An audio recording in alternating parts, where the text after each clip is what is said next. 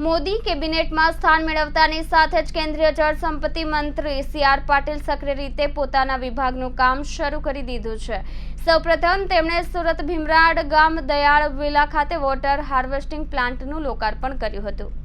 છેલ્લા ઘણા વર્ષોથી સૌથી મોટો પડકાર જળ સંગ્રહનો સામે આવી રહ્યો છે. આજે જમીનમાં પાણીનું સ્તર એટલું નીચું જતું રહ્યું છે કે તેના કારણે બોરિંગ કરાવવા છતાં પણ ઝડપથી પ્રાપ્ત થતું નથી, જેનું સૌથી મોટું કારણ પાણીનું સ્તર જમીનમાં ખૂબ નીચે જતું રહ્યું હોવાના કારણે થઈ રહ્યું છે. આવી પરિસ્થિતિમાં આગામી દિવસોમાં સમગ્ર વિશ્વની સામે પાણીનો સંગ્રહ કરવો એ સૌથી મહત્વપૂર્ણ જવાબદારી પૈકીની એક પુરવાર થશે, જે માટે અત્યારથી જ પાણીનું સ્તર કેવી રીતે ઊંચું લાવવું તે દિશામાં ખૂબ ઝડપથી કામ થવું જરૂરી છે. કેન્દ્રીય જળ સંપત્તિ મંત્રી સી.આર. પાટીલ દ્વારા ભીમરાડ ખાતે દયાળ વિલા સોસાયટીમાં વોટર હાર્વેસ્ટિંગ પ્લાન્ટનું ઉદ્ઘાટન કર્યા બાદ કહ્યું કે વડાપ્રધાન નરેન્દ્ર મોદી દ્વારા છેલ્લા સ્વચ્છતા અભિયાન બાદ સૌથી વધુ કામ જળ સંગ્રહ માટે કર્યું છે. લોકોમાં જાગૃતિ પણ ખૂબ આવે છે. જે જૂની વોટર હાર્વેસ્ટિંગ માટેની યોજનાઓ છે તેને રિવાઇઝ કરવામાં આવશે.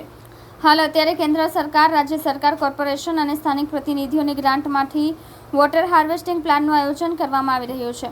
આગામી દિવસોમાં અમારા વિભાગ તરફથી પણ નવી યોજનાઓ અમલમાં લાવવામાં આવશે. આધુનિક ટેકનોલોજીની મદદથી ખૂબ ઓછા ખર્ચે અને સારી રીતે વોટર હાર્વેસ્ટિંગ થાય તે દિશામાં નિર્ણય લેવામાં આવશે. લોકોનો ખર્ચ ખૂબ ઓછો થાય તે પ્રકારનું આયોજન કરીશું, પરંતુ જો થોડો ખર્ચો થાય તો પણ લોકોએ પોતાની નૈતિક જવાબદારી સમજીને વોટર હાર્વેસ્ટિંગ કરવું જોઈએ, કારણ કે તે ભવિષ્ય માટે ખૂબ જ જરૂરી છે. સૌથી વધુ પાણીજન્ય રોગના લોકો શિકાર બનતા હોય છે. જમીનના પેટાળમાં પાણી શુદ્ધ થશે, પાણીનું સ્તર વધશે તો શુદ્ધ પાણી મળશે અને તેનાથી આરોગ્ય પણ સારું રહેશે. આગામી દિવસોમાં મિશન મોડમાં ઝુંબેશ શરૂ કરવામાં આવશે.